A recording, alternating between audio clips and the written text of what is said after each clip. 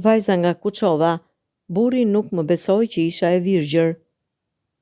Unë quaj Meli, jam 24 vjeç dhe jam nga Kuçova, ai qytet i vogël pranë Beratit, i njohur për naftën dhe për fushën e tij të gjerë.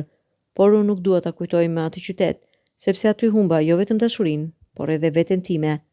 Kjo është historia ime. Historia e një vajze që u gjykua për diçka që ishte e shenjtë për të dhe që u dënua pa gjyq nga njeriu që donte më shumë. E njoha Altinin kur isha 19 vjeçe. Ai ishte 24, punonte në një nga pikat e karburantit në hyrje të qytetit, aty ku rruga niset për në Berat. Ishte i gjatë, me sy ngjur kaf dhe duar të mëdha që më bënin të ndihesha e sigurt. Nuk ishte princi im nga parallat, por për mua ishte më shumë se kaq. Ishte i pari që më bëri të besoja se meritoja ta dua dhe të dua. U takuam fshehurazi për gati një vit. Familja ime ishte e rrept. Nga ato familje të vjetra ku nderi i vajzës ishte më i rëndësishëm se jeta e tyre. Babai më përsëriste shpesh: "Vajzë, nderi shtëpisë ti, mos na turpuro para gjithë Kuçovës." Unë nuk e turpurova kurrë. U rita me atë fjalë të ngulitur në kokë. Bizgjeresha është kurora e vajzës dhe unë e mbajta atë kuror si thesari më të çmuar, jo nga frika, por nga bindja se dashuria e vërtetë meriton të jetë e pastër. Altili më donte, më thoshte shpesh: "Ti je ndryshe, Eli, dhe e pastër si loti i je. Prandaj të dua." Pas 2 vjetësh lidhje, Altini më kërkoi për martesë. Familja ime pranoi, megjithëse nëna e tij, zonja Shpresa, nuk më pa kur me sy të mirë. "Vajzë nga familje e varfër", thoshte nënza, por Altini nuk dëgjonte. Ai më donte vetëm mua. Dasma u bën shtator në njërin nga ato ditë kur dielli i Kuçovës të përkthel butë. Unë isha e veshur me të bardha, siç e kisha ndërruar që e vogël. Kur mbërrita në shtëpinë e tij, shtëpia e re që do të ishte imja, ndjeva një gëzim që s'kisha ndjer kurrë. Në fund do të isha gruaja e Altinit, do të ishim një. Nata e parë erdhi. Unë isha e dridhur, jo nga frika, por nga emocioni. Ai hyri në dhomë, mbylli derën pas vetes dhe më pa në sy. "Eli", më tha, "më në fund jemi vetëm." Çfarë ndodhi më pas do të më shënoj për gjithë jetën. Kur unë i dorëzova atij me gjithë shpirt, besnik ndaj asaj që kisha ruajtur për të, ndodhi e papritura. Ai u ndal, u tërhoq dhe më pa me një shprehje që nuk e kisha parë kurrë te ai. "Po ç'është kjo?" më tha me zë të ashpër. "Çfarë kuptove?" e pyeta unë e hutuar. Ai nuk u përgjigj. U ngrit nga shtrati dhe filloi të vishej me lëvizje të vrrullshme. Unë qëndroj aty, e zhveshur, e brisht, duke mos kuptuar asgjë. "Ti si e si më thoshe", tha ai më në fund, pa më parë në sy. "Unë kam qenë me gra të tjera para teje. E di si është kur një grua është në herën e parë dhe ti si je."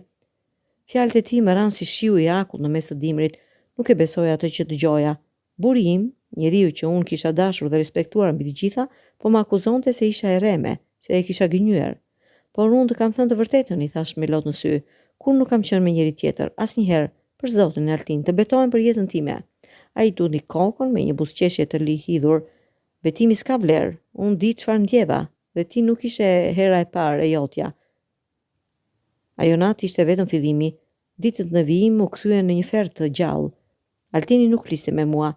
Fliste në dhomën tjetër dhe kur më shikonte në sytë e tij, kishte një përbuzje që më shponte zemrën. Me e keqja ishte ema.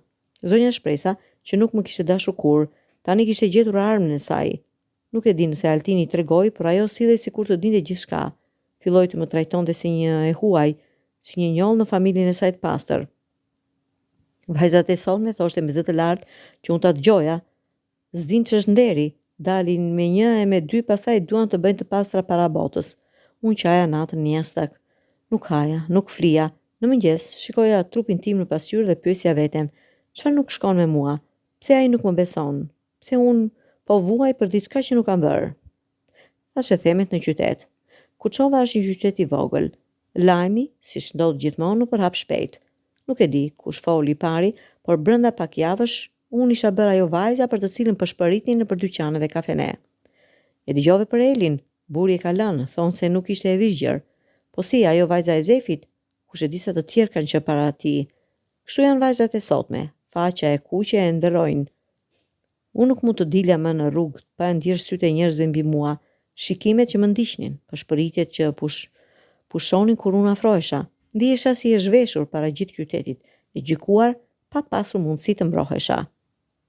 Më e rënda ishte kur babai im mori vesh. Ai ishte burr i vjetër, i rritur me kanun dhe nder. Kur unë shkova në shtëpinë e babait duke shpresuar për ngushëllim, ai nuk më hapi derën. Dëgjova zërin e tij nga brenda. Ik vajz, na turpërove para gjithë botës. Ktheu, kur ta kesh larë nderin. Unë rash në gjunjë para derës së babait tim dhe qava. Qava për atë baba që më kishte rritur me dashuri, që tani më flakte si të isha e huaj. Qava për nënën time, që kishte vdekur kur unë isha 15 vjeçe, që nëse do të ishte gjallë, do të më kishte besuar dhe do të më kishte mbrojtur, por ajo nuk ishte aty, dhe unë isha vetëm. Një muaj pas asaj që ndodhi, unë vendosa të jap fund këtij markthi. Shkova te një mjeke në Berat, një grua e moshuar që nuk më njihte. I tregova historinë time me lot dhe me dhimbje. Ajo më pa me sy të mbushur dhe me dhëmësuri. E dashura ime më tha, unë mund të bëj një ekzaminim, por duhet ta dish se himeni nuk është kur një tregues i sigurt. Disa vajza lindin pa të tjera e humbin nga aksidente, nga sporti, nga shumë gjëra që nuk kanë të bëjnë me marrëdhënie seksuale, dhe ka gra që edhe pas martesës për arsye anatomike mund ta kenë gjakderdhjen të pakët ose as pak. Ajo më ekzaminoi, pastaj më tha, ti je ashtu siç ke thënë, por nëse ai nuk të besoj dot, asnjë ekzaminim nuk do ta bind. Problemi nuk është tek ti, është tek ai. Mora raportin mjekësor, një copë letre që vërtetonte atë që nuk kisha thënë gjithmonë. Shkova në shtëpinë e Altinit dhe ja lash para derës, bashkë me onazën e martesës, pastaj u largova pa shikuar prapa. Altini nuk erdhi kur pas meje. Më vonë mora vesh se raporti nuk e kishte bindur. Ai u martua përsëri me një vajzë nga një fshat aty pranë, që ja vërtetoi atë që donte të besonte. Unë u bëra historia e keqe e lagjes, shembulli i vajzës së keqe që mashtroi burrin. Unë u largova nga Kuçova, erdha në Tiranë, fillova punë në një dyqan të vogël. Jetoj vetëm në një dhomë me qira, me pak para dhe shumë kujtime të hidhura. Ndonjëherë natën zgjohem duke qarë. Ende kam të vështirë të besoj se dikush mund të mendoj ashtu siç jam. Tani 2 vjet më vonë jam duke shkruar këtë histori, jo për të kërkuar mëshirë, por për të thënë diçka që shpresoj të dëgjohet nga shumë vajza të reja dhe nga shumë burra.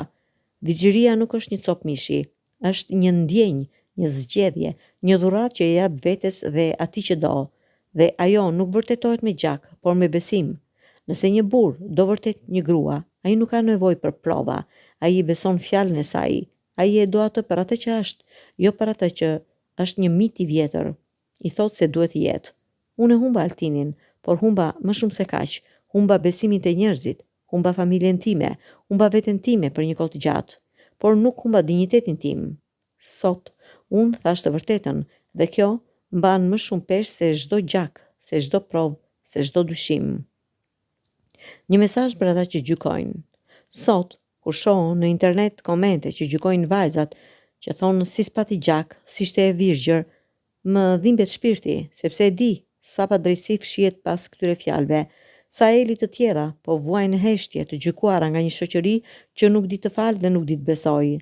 Nëse dëgjoni këtë histori dhe jeni prind, mësoni fëmijët tuaj se dashuria nuk matet me centimetra dhe gjak, se besimi është themeli i çdo marrëdhënie, dhe se nga një fjalë e thënë pa dashuri mund të shkatërrojë një jetë.